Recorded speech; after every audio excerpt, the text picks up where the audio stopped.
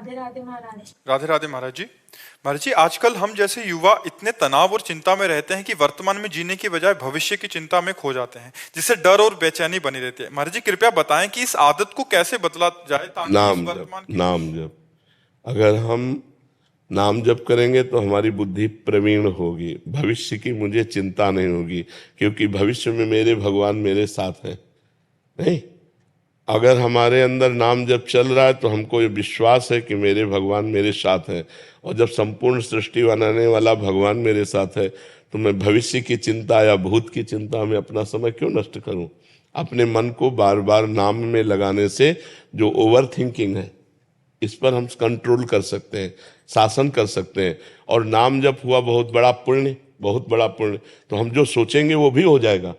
तो हमको विश्वास होता जाएगा कि मेरा नाम जप मेरी सामर्थ्य है, मेरा नाम जप मेरी कामनाओं की पूर्ति का उपाय है, मेरा नाम जप मेरे भगवान को सानिध्य में रखने की बात है।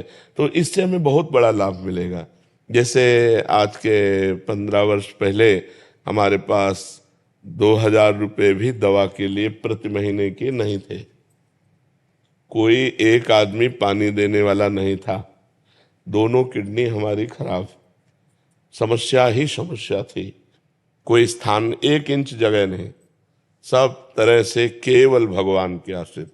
लेकिन हम निराश नहीं हुए, क्यों? मुझे भरोसा मेरे साथ भगवान है। तो भविष्य की चिंता का हमारे पास उपाय है ना, भगवान। तो हमें चिंता नहीं हम परेशान ना हो जाए। तो मुझे लगता है भविष्य की चिंता से बचने के लिए भगवान को सानिध्य में रखने से, जैसे हम आपको बता रहे, निहाल कर दिया भगवान ने।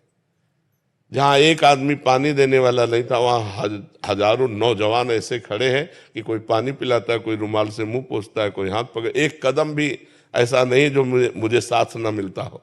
सोचो, अपना बेटा भी अपने काम में नहीं आता है। जब शरीर बीमार होता है तो अपना बेटा भी इतना साथ में दवा ला के दे देगा, पड़े रहो। लेकिन ये ऐसा नहीं है, एक एक मिनट हर समय अलर्ट खड़े हुए हैं। ये कौन है? भगवान। तो हमें जो भविष्य की चिंता से बचा सकता है तो भगवान बचा सकता है, क्योंकि सर्वलोक महेश्वर है, वो सब कुछ कर सकता। कैसे किया?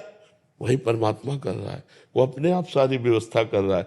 हम भगवान को अपना माने हुए हैं और भगवान का नाम जप करते हैं, तो हमें भविष्य की चिंता नहीं। तो इसलिए भविष्य की चिंता से बचने के लिए भगवान का नाम जप किया जाए और भगवान को अपने सानिध्य में देखा जाए, सो ही बच सकते हो। नहीं तो भविष्य एक गुप्त वस्तु है, क्या होगा तुम्हें पता नहीं है। उसी के विषय में चिंतन कर, कहीं ऐसा ना हो जाए, कहीं ऐसा ना हो जाए, कभी निगेटिव कभी पॉजिटिव। तो प्रायः पॉजिटिव चिंतन कम रहता है, निगेटिव चिंतन ज्यादा रहता है। अब सोच के घबराहट पैदा हो गई, इतनी पढ़ाई की, इतने पापा ने पैसा लगाया, अगर फेल हो गई तो पापा क्या कहेंगे, दोस्त मित्र क्या कहेंगे, अगर इस बार फेल हो गई तो एज भी तो बढ़ती जा रही है, अब क्या होगा। अब निगेटिव सोचते सोचते वो परेशान है। फेल कब होना है? फेल अभी हो गया हो। तो हम अगर भगवान का चिंतन करें तो तुरंत पॉजिटिव चिंतन है, यार भगवान पास भी तो करवा देंगे। अगर फेल भी हो गए ना तो भगवान कोई दूसरा रास्ता निकाल देंगे। तो हम भगवान को यदि साथ लिए तो हम परेशान नहीं होंगे। अगर भगवान को साथ नहीं लिए तो चाहे जितना पास हो जाए, हम वास्तविक एक दिन फेल हो जाएंगे।